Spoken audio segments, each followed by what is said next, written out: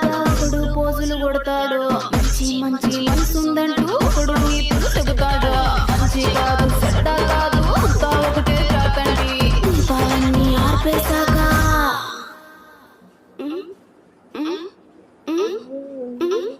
దీపాలన్నీ ఆర్పేశాక అందరి బుద్ధి